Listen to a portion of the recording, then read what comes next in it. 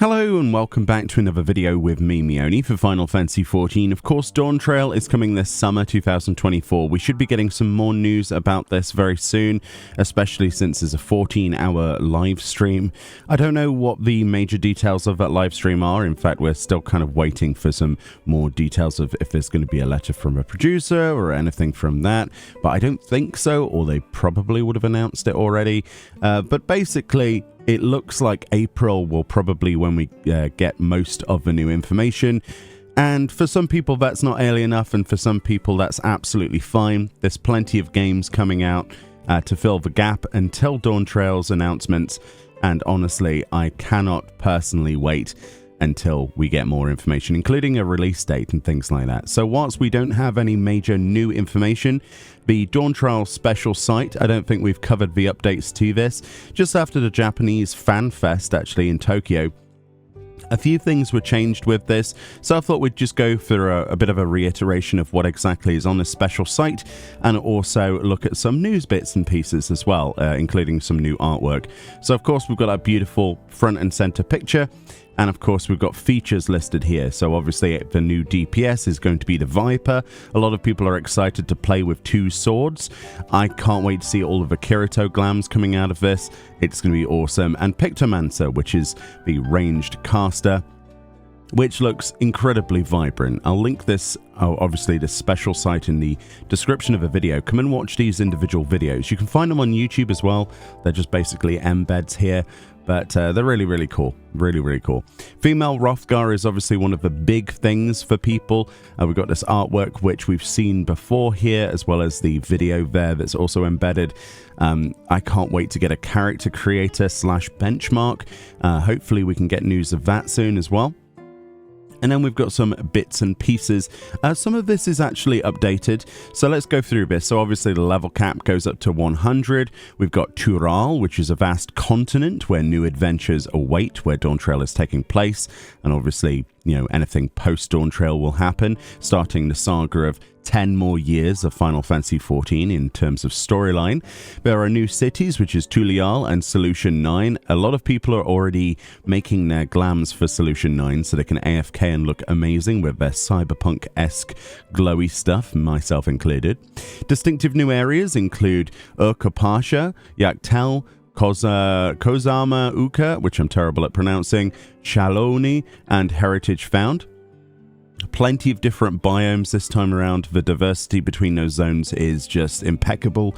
If you've seen any of the media, you can click on the button at the bottom to watch some of their trailers. There's sort of sneak peeks of some of those zones. Very cool stuff. There are new allies to encounter: the Pelupelu, the Moblins, Mamuljar, the Yokhoi, and Hanu. So these will probably be tribal related quests released throughout Dawntrail. Obviously with different peoples and rewards that come with that. So mounts, minions, usually that sort of stuff to be excited for. There are new threats to overcome, of course, the battle content, which includes Valigarmanda, Eliminator, and the Barrel Tender. They've showed off some of the big threats this time. They're likely going to be trials, something like that. We don't know at this point. Or maybe there'll be antagonists for the storyline. Who knows? Obviously, we're there for the Mamulja in the, the heritage of the entire kingdom, essentially. So we'll have to see what enemies are against that, different factions, things like that. The Rite of Succession should be quite a thick storyline. There are obviously lots of new dungeons throughout the expansion as well as at launch. The new raid series they revealed is the Arcadion, which kind of looks like a NVIDIA GPU on its side, which is hilarious. So maybe this has got links to Solution 9, which makes me think that Solution 9 is something that we unlock and it's been like sealed away as something like ancient technology that isn't actually that ancient, like it's been evolving or something. Maybe there's some AI involved in there or something. I don't know. Especially when you consider the Omega storyline and things like that, the possibilities are endless. The new Alliance Raid series is Echoes of Vana'diel. A lot of people are excited to have some Final Fantasy XI back in 14. The Final Fantasy XI crossover just recently ended. There are actually other crossovers that have happened with FF11, which probably won't make a return. But you can imagine that one of the characters, if you've done that quest series recently, when it was available, you will probably say that character again. I don't want to mention the character's name. I nearly said it just in case. But Final Fantasy XI fans will definitely be excited for that. Obviously, Beastmaster for the limited job. We know absolutely nothing about it. Hopefully we get some more news soon. We've got new lifestyle content in the form of cosmic exploration.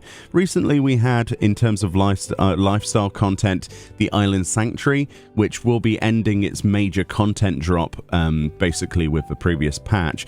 We won't be seeing any major drops for that. New content for that in Dawntrail. At least not for Dawntrail itself. Whether or not they add any future patch content to that, I have no idea. It would be nice if we got more island stuff, but it looks like they're just going to be adding maybe some new rewards and features, but no new like areas and levels and things to unlock. Obviously, new gear and crafting recipes, new variant mode dungeons. Very excited to see more of those. They're quite fun. Field operations. Now, this is something that people were like, they never said there was field operations. They definitely did. At Tokyo Fan Fest, specifically, this was added here.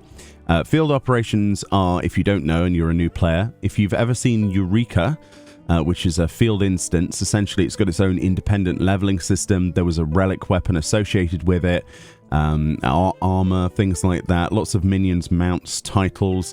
There was even, a Baldessian arsenal which had a mount.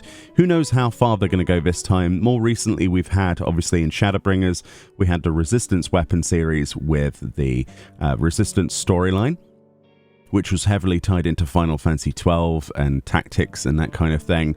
That sort of backstory when woven in, which unfortunately ended on a field note, unfortunately to wrap up the storyline. But I'm excited to see what they do with this. We don't know if it's based on anything. Hopefully we get more info on that.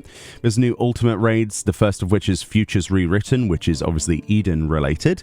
So we'll be able to see Gaia and Reen again. We've got new trials, new Unreal trials, presumably with mounts and bits and pieces. PvP updates, probably some new maps, most likely, and some updates to how jobs function. Blue Mage updates, who knows what they'll be. There's more Hildebrand, if you like the Hildebrand storyline, or maybe you've been forced to do it to get the weapons. You can be excited to see what happens next with Hildy and the gang.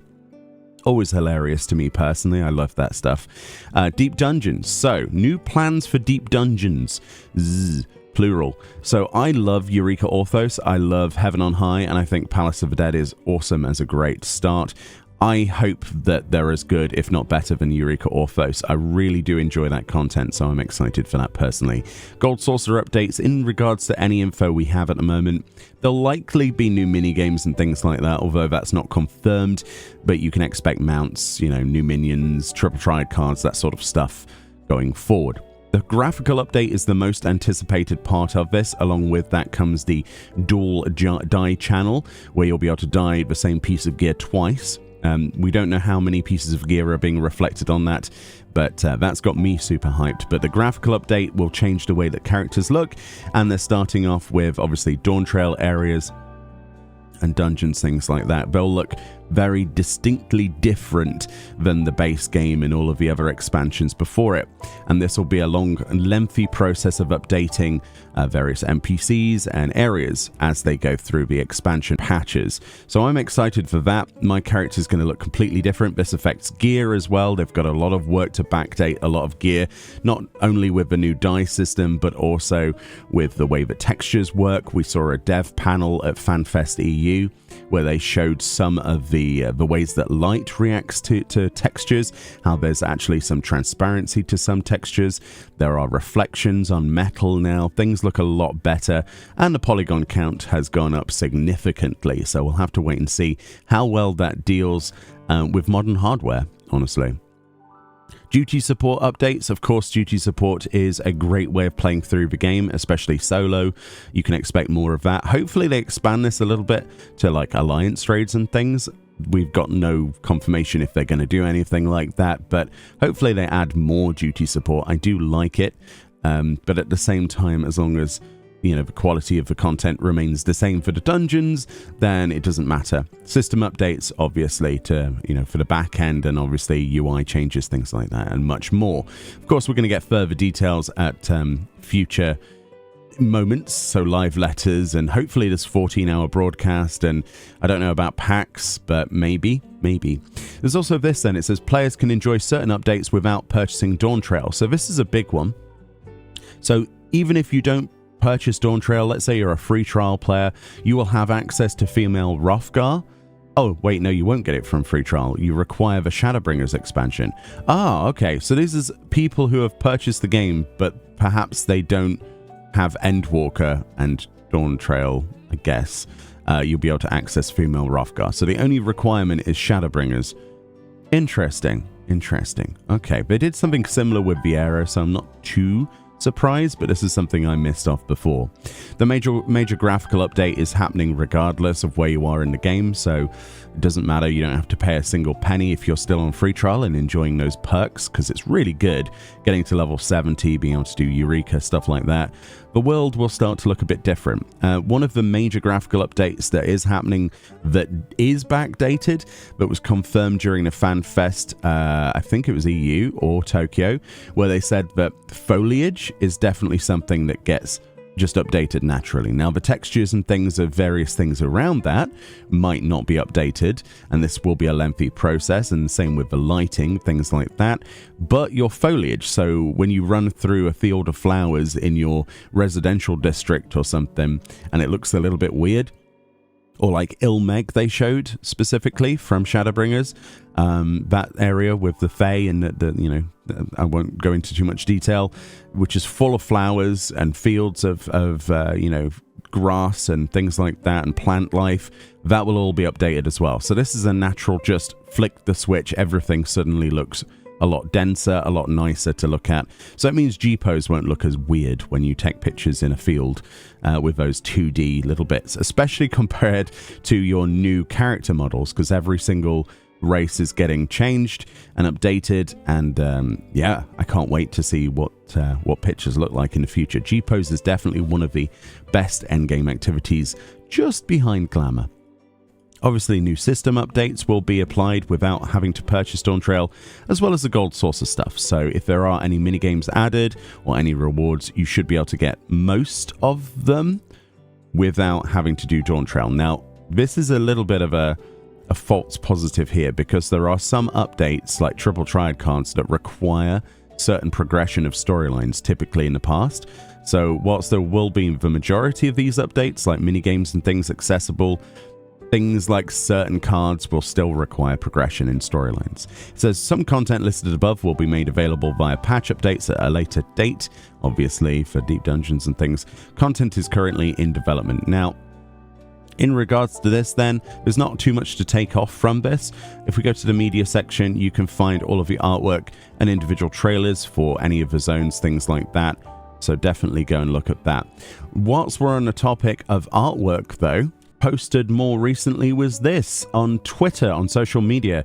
So it says, get a look at new illustrations of the 2 new jobs coming to Dawntrail, drawn by Yosuke Mugi. So are you Team Pictomancer or Team Viper? And let's look at this picture. I think I'm Team Pictomancer personally, but this artwork is absolutely beautiful. I love the art style. If you've got one of those placemats, like I've got the keyboard mat, the keyboard and mouse mat, the full-size desk mouse mat, and it has all of the Final Fantasy jobs on it. I love that mat with a passion. I hope that they do an updated one, because that's what these are. Like, this is the same style as what we had before. And yeah, I can't wait to see more stuff to do with the new jobs. Hopefully they show us the job stones soon. That would be really nice, because I know a lot of people, especially like content creators and well, not content creators, but people who make things, arts and crafts, people on Etsy, stuff like that. They love to make props. And people are going wild already with just artwork and trying to recreate outfits for cosplay. But as soon as we get the job stones, the better, I personally think. But anyway, that's pretty much all there is for this. It's just a bit of a reiteration. There's not really too much new details to go off of, admittedly. But it's definitely started to hype when we saw an update to the website. So yeah, let me know what you're excited for. And hopefully we get some more news for Dawntrail soon. And as soon as we do, there'll be a video on it. Much love, and I'll see you all next time. Bye-bye.